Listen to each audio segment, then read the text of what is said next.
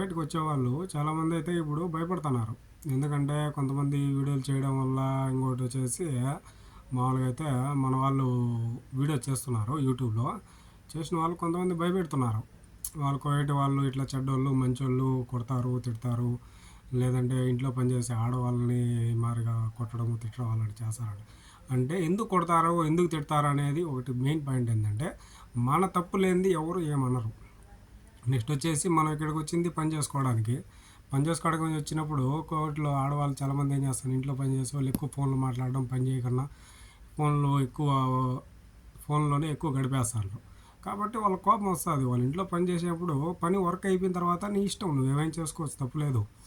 కానీ వీడికి వచ్చిన తర్వాత మన వాళ్ళు ఫోన్ మాట్లాడడం ఇలాంటి చేసినప్పుడు వాళ్ళకి కోపం వస్తుంది. ఇలాంటి పిల్లలను కొట్టడం అట్లా చేస్తూ ఉంటారు చాలామంది ఆడవాళ్ళు. లేదంటే డ్రైవర్లు ఉన్నారు వర్క్ సరిగ్గా చేయకపోవడం. నెక్స్ట్ వచ్చేసి డ్రింక్ అండ్ డ్రైవ్ ఇలాంటివన్నీ అనేటివి ఫేకు. ఒక అతను ఎన్ఎస్సి అనేసి వాల్గాసు ఒక అతను అయితే పెట్టినాడు. అది ఫేకా కాదు అనేది ఒక విధంగా చెప్పాలంటే అతను చెప్పిందంతా కూడా నిజమే. ఎందుకంటే అతను కరెక్ట్గానే చెప్తాడు యూట్యూబ్లో. చాలామందిని ఈ విధంగా మన వాళ్ళు భయపెడుతున్నారు అనేసి చాలామంది వీడియోలు చేస్తున్నారు. దానికి కరెక్ట్గా అతనైతే వీడియో చేస్తున్నాడు. ఎందుకంటే భయపెట్టకూడదు. ఒక మనిషిని కోవిడ్కి వచ్చే వాళ్ళు ఎందుకు వస్తున్నారు, ఇంటికాడ మనకు ఉపాధి లేక ఇక్కడ కోవిడ్కి రావడం జరుగుతుంది. ఇక్కడికి వచ్చే వాళ్ళని కూడా మనం ఆపేసి అక్కడ వాళ్ళు పని చేసుకోలేక ఎన్నో ఇబ్బందులు ఇంటికాడ ప్రతి ఒక్కరికి కొన్ని ఇబ్బందులు ఉంటాయి. కొంతమంది చాలా పెద్ద ఇబ్బందులు ఉంటాయి. వాళ్ళందరినీ మనం ఆపకూడదు. చెప్పాలా ఎలా రావాలా, మనం కూడా మారాలా. ఇక్కడికి వచ్చిన తర్వాత తాగడం అనేది డ్రగ్స్ అనేటివి ఇలాంటివన్నీ కూడా ఇక్కడ అసలు అలవాటు లేదు. మామూలుగా ఇండియాలోనే నీకు మందు తాగి ఏదైనా డ్రైవ్ చేస్తేనే కేసు పెట్టేసి నెల 2 నెలలు జైలు శిక్ష లేదంటే ఫైన్ వేస్తారు, కోర్టుకు పంపిస్తారు. అంత ఇదిగా మన ఇండియాలో అలౌడ్ ఉన్నా కానీ మన ఇండియాలో డ్రింక్ అండ్ డ్రైవ్ అనేది చాలా పెద్ద కేసు. అలాంటిది ఇక్కడ కోవిడ్లో అసలు ఇస్లాం దేశం ఇది. అసలు వాళ్ళు మామూలుగా అయితే మందు కానీ డ్రగ్స్ అనేది అసలు వాళ్ళకి నచ్చదు. అందుకనేసి అది పెద్ద కేసే, చాలా పెద్ద కేసు అది. మన వాళ్ళు ఇక్కడికి వచ్చిన తర్వాత మారకపోవడానికి కారణం మందే తప్పు, వాళ్ళు కోవిడ్ వాళ్ళ తప్పు అయితే కాదు. ఇప్పుడు డ్రైవింగ్ లైసెన్స్ మీద అతను ఏం చెప్పిండు, 3 నెలలు జైలు శిక్ష 300 దినార్లు ఫైన్ అన్నాడు. కానీ ఇప్పుడు మన డ్రైవింగ్ లైసెన్స్ మన డ్రైవర్ పనికి వచ్చినప్పుడు డ్రైవర్గా ఉన్నప్పుడు మన డ్రైవింగ్ లైసెన్స్ ఎప్పుడు డేటు ఎప్పటికి అయిపోతుంది అనేది కూడా తెలియకపోతే మనం ఏం చేయలేము. ఇప్పుడు నా లైసెన్స్ ఉంది, నెక్స్ట్ 9వ నెలకి అయిపోతుంది, ముందుగా చూసుకోవాలా. ఒకవేళ అయిపోయినా కూడా ఒక వారం 10 రోజులు లోపల వాళ్ళ కోవిడ్ వాళ్ళకైతే మెసేజ్ ప్రతి ఒక్కటి మన గురించి అప్డేట్ అయితే వెళ్ళిపోతూ ఉంటుంది. మన ఏదన్నా ఎక్స్పైర్ అయిపోయినట్టు అలాంటివి కూడా. అలాంటివి భయపడాల్సిన అవసరం లే. ఇంకోటి వచ్చేసి బతాకా ఉంది. బతాకా నాకు వచ్చేసి 2 years కొట్టినాడు. 2 years అయిపోయిన తర్వాత వెంటనే అయితే బతాకా ఒకవేళ అయిపోయినా కానీ పర్ డే రోజుకి 2 దినాలు 3 దినాలు అట్లా ఫైన్ పడుతుంది.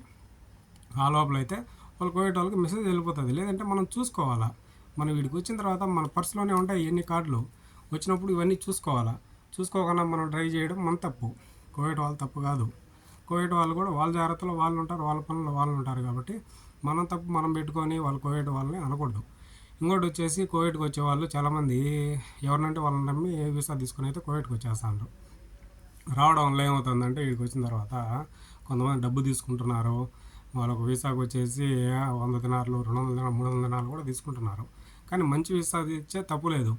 అసలు వీడికి వచ్చిన తర్వాత ఇంటికాడ ఉండే వాళ్ళకి ఏం చెప్తారు, 120 దినాల జీతము పనే ఉండదు, కొద్దిగా పని ఉంటుంది ఇలాంటివి చెప్తారు.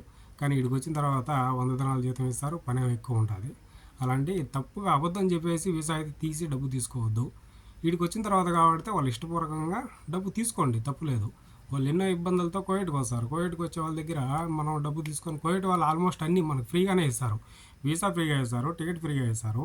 నెక్స్ట్ వచ్చేసి చాలామంది కోవిడ్ వాళ్ళు అమౌంట్ కూడా ఇస్తారు, 400 దినార్లు ఇస్తారు.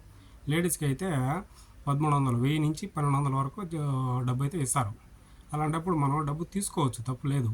చాలామంది తీసుకుంటున్నారు, తప్పు లేదు. మీరు ఏదో కష్టపడి తీసుకుంటారు, వాళ్ళు ఇష్టపూర్వకంగా తీసుకోండి, తప్పులేదు. కానీ వాళ్ళని కష్టపెట్టి మళ్ళీ వీడికి వచ్చిన తర్వాత ఇంకోటి వచ్చేసి ఇక్కడికి వచ్చినాక కోవిడ్ వాళ్ళ వల్ల ఏమన్నా ప్రాబ్లం అయితే మన వాళ్ళు అసలు రెస్పాన్స్ కావడం లేదు వీసా తీసిన వాళ్ళు. అది చాలా తప్పు. ఎందుకంటే ఎంత ఇబ్బందులు పడుతూ ఉంటారో ఏమో. మనం మాట్లాడే శక్తి కోవిడ్ వాళ్ళతో ఉన్నప్పుడే మనం వీసా తీయాలి, లేదంటే తీయద్దు. అది ఓకే. అతను ఎన్ఎస్సి అనేది అతను వాల్గాస్తున్నది కదా, అతనైతే మంచి వీడియోలు అయితే పెడతాడు. నెక్స్ట్ వచ్చేసి మంచి వ్యక్తి, మంచి వీడియోలు అతని వీడియోలు అయితే నమ్మచ్చు, తప్పులేదు. అలా నువ్వైతే తగ్గద్దు. నీట్గా మంచి వీడియోలు అయితే పెట్టు. మన వాళ్ళు ఎవరు భయపడకుండా కోవిడ్కి వచ్చేవాళ్ళు రావచ్చు, తప్పులేదు. కానీ ఎవరినంటే వాళ్ళని నమ్మైతే రావద్దు, ఆడవాళ్ళు కానీ మగవాళ్ళు కానీ. Okay, please bye. Please like and share, please subscribe. నేను కొత్తగా అయితే ఛానల్ పెట్టినా. ఈ ఛానల్ని మీకు నచ్చినట్లయితే వీడియోస్ సబ్స్క్రైబ్ అయితే చేయండి, లైక్ చేయండి, షేర్ చేయండి.